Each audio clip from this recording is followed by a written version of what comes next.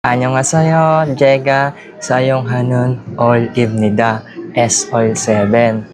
So pagdating nga sa langis, ang gamit ko nga pala dito ay S-Oil 7. At bali subok ko na rin pala ito. Every 3,000 kilometers nga pala tayo bago magpalit. So syempre made in South Korea yan. Opa! At hindi to sponsored ng S-Oil 7 na ito lang talaga yung ginagamit ko.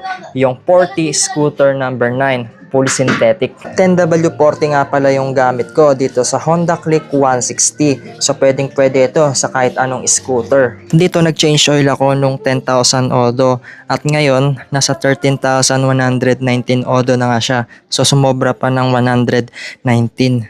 So dito papakita ko sa inyo yung itsura ng langis ng mahigit 3,000 odo.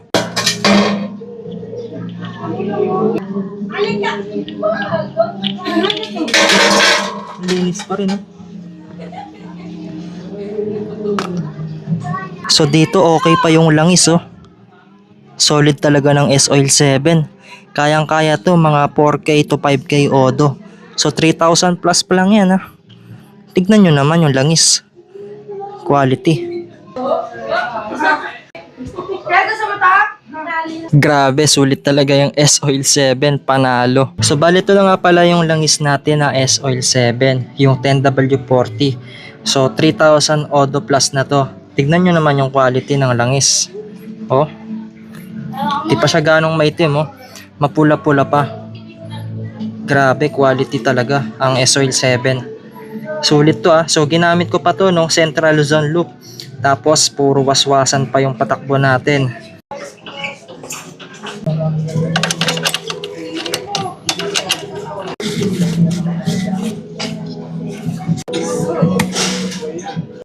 So yan, nagsasali na tayo ng langis dito.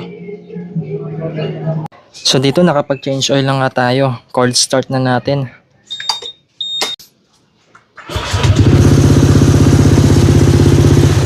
Yung floating disc yun, Baka sabihin niyo may sira yung makina. Floating disc yan. Pakita natin.